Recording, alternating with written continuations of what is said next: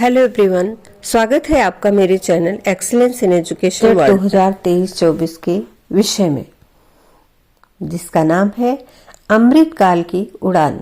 अमृतकाल का पहला बजट विकसित भारत के लिए सशक्त आधारशिला का निर्माण करेगा। यह गरीब, मध्यम वर्ग और किसानों सहित एक महत्वाकांक्षी समाज के सपनों को पूरा करने के लिए है। मैं ऐतिहासिक बजट के लिए निर्मला सीतारमण और उनकी टीम को बधाई देता हूं। यह वक्तव्य आदरणीय प्रधानमंत्री श्री नरेंद्र मोदी का है। बजट में क्या क्या बातें हैं? 45 लाख करोड़ रुपए का बजट प्रस्तुत किया गया है। राजकोषीय घाटे का अनुमान बजट में रखा गया है 5.9%।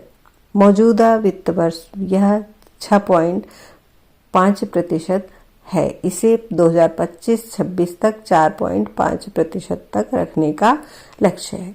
75,000 करोड़ रुपए के निवेश से कोयला, उर्वरक और अनाज की ढुलाई के लिए प्राथमिकता पर परिवहन ढांचे का विकास किया जाएगा।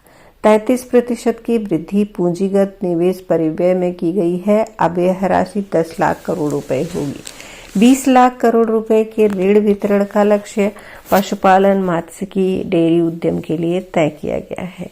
9,000 करोड़ रुपए एमएसएमई क्षेत्र में नई क्रेडिट गारंटी योजना के लिए दिए गए हैं। 7 लाख रुपए तक की आय पर नई टैक्स व्यवस्था में कर नहीं लगेगा।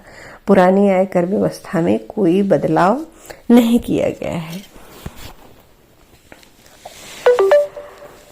बजट में सुशिक्षित समाज, बच्चों, किशोरों के लिए राष्ट्रीय डिजिटल पुस्तकालयों की स्थापना की बात कही गई है। पंचायत और वार्ड स्तर पर पुस्तकालय खोलने की, राज्यों को प्रोत्साहित करना, शिक्षक प्रशिक्षण को सशक्त करना, स्वस्थ समाज के लिए 157 नए नर्सिंग कॉलेजों की स्थापना, आईसीएमआर की चुनिंदा लैब में सरकारी व निजी स्वास्थ्य अनुसंधान को बढ़ावा,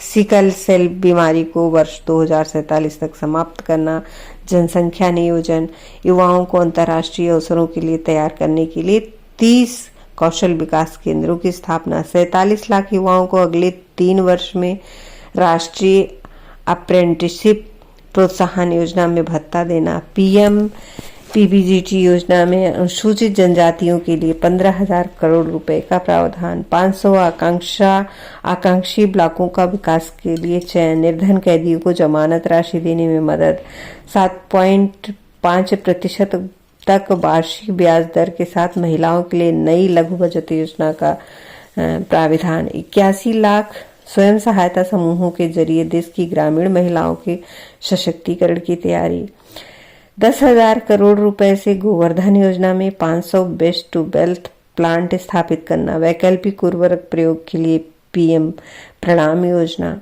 पुराने प्रदूषणकारी वाहनों को हटाने के लिए निधियों का आवंटन, जल जीवन मिशन योजना के लिए इस वर्ष 70,000 करोड़ रुपए के बजट का प्रावधान, कर्नाटक में सूखाग्रस्त क्षेत्र में सिंचाई पेयजल के लिए 5300 करोड़ रुपए का आवंटन। प्रमुख मंत्रालयों को आवंटन, रक्षा में 5.94 लाख करोड़ रुपए का आवंटन रक्षा के लिए किया गया है, जो बीते वर्ष से 13% से अधिक है। देश के रक्षा क्षेत्र को आत्मनिर्भर बनाने पर सरकार का अधिक जोर है, जिसके लिए बीते कुछ वर्ष से विशेष प्रयास किए जा रहे हैं। पिछले बजट में कुल रक्षा आवंटन की बड़ी राशि देश में ही रक्षा उत्पाद निर्माण के लिए रखी गई थी। सड़क, परिवहन एवं राजमार्ग 2.70 लाख करोड़ रुपए की धनराशि इस बजट में सड़क परिवहन क्षेत्र को मजबूती के लिए रखी गई है। दरअसल केंद्र सरकार की महत्वाकांक्षी गतिशक्ति परियोजना में सड़क नेटवर्क की महत्वपूर्ण भूमिका है। देश में बीते 8 वर्ष में सड़क निर्माण में अभूतपूर्व प्रगति हुई है और नए एक्सप्रेस वे व उन्नत हाईवे से आवागमन तथा माल ढुलाई सुगम हुई है। रेल 2.40 लाख करोड़ रुपए का पूंजीगत प्रावधान इस वर्ष रेलवे के लिए रखा गया है। देश के इतिहास में इसके पहले कभी इतना बजट भारतीय रेलवे के इंफ्रा को मजबूत करने के लिए नहीं किया गया। माल ढुलाई के लिए डेडिकेटेड फ्रेट कॉरिडोर हो या वंदे भारत जैसी सवारी ट्रेन, भारतीय रेलवे की छवि आधुनिक और परिवहन सुगम करने की महत्वाकांक्षी प्रयासों को बजटीय आवंटन से गति मिली है। कृषि व किसान कल्याण। बीते कुछ वर्ष से केंद्र सरकार के एजेंडा में किसान कल्याण प्राथमिकता में है। चाहे किसान सम्मान निधि हो या कृषि के नए तरीके, किसानों की आय बढ़ाने के प्रयास निरंतर जारी हैं। इसी क्रम को बरकरार रखने के लिए इस वर्ष बजट में 1.25 लाख करोड़ रुपए का प्राविधान कृषि क्षेत्र के लिए रखा गया है। फार्मा उद्योग के विकास की योजना।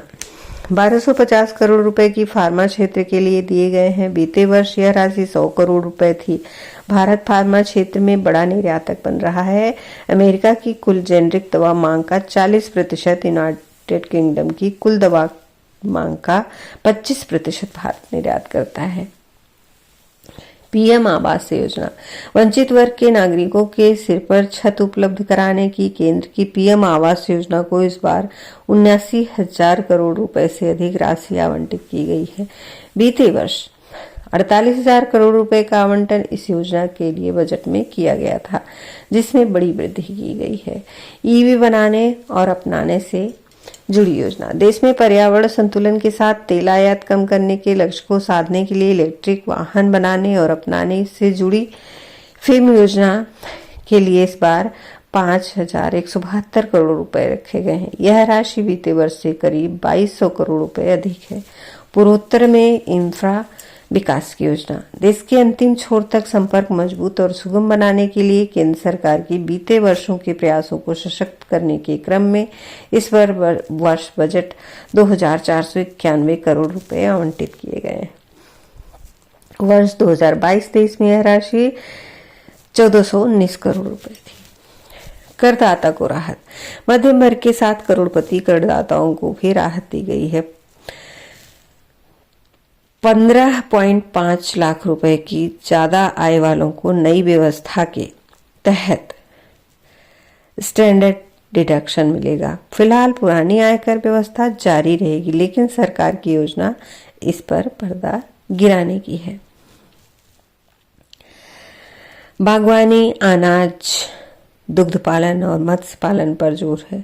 इस समावेशी विकास है। कृषि क्षेत्र में स्टार्टअप को प्रोत्साहन मिलेगा। भारत मोटे अनाज यानी श्री अन्न का वैश्विक केंद्र बनेगा। इसे हर थाली तक पहुंचाने का प्रयास तेज होगा। हरित भारत। नेट जीरो उत्सर्जन 2070 तक का लक्ष्य पाने को ग्रीन हाइड्रोजन बदलाव के लिए 35,000 करोड़ रुपए की योजना। लद्दाख में सौर परियोजना व ग्रीन क्रेडिट कार्यक्रम से आमजन व कंपनियों को प्रोत्साहित किया जाएगा। वंचितों को वरीयता। जनजातीय बच्चों के लिए एकलव्य आदर्श आवासीय विद्यालयों की व्यवस्था और सुदृढ़ की जाएगी। विश्वकर्मा कौशल सम्मान से कारीगरों व शिल्पकारों की स्थिति बदलने के लिए एमएसएमई से जोड़ने की तैयारी। पीएम कौशल विकास योजना में 4 में नए युग के अनुसार coding, AI, robotics, 3D printing जैसे नए पाठ्यक्रम शामिल किए जाएंगे। स्वदेशी एआई के लिए देश में 3 विशेष केंद्र स्थापित किए जाएंगे। बुनियाद व निवेश। देश में इंफ्रा के विकास में केंद्र सरकार पूरा जोर लगा रही। इस क्षेत्र में निवेश के अगर आपने एक्सीलेंस इन एजुकेशन को सब्सक्राइब नहीं किया है तो प्लीज सब्सक्राइब कर लें और साथ ही बेल आइकन प्रेस कर दें, जिससे आने वाले वीडियो की नोटिफिकेशन मिलती रहे। और वीडियो को अंत तक जरूर देखें और अपने बहुमूल्य सुझाव कमेंट बॉक्स में भी दें। बेल को ऑल पर जरूर करें। वीडियो को लाइक करें, ज़्यादा से ज़्यादा शेयर करें और अपने बहुमूल्य सुझाव कमेंट बॉक्स में अवश्य दें। धन्यवाद। नमस्कार।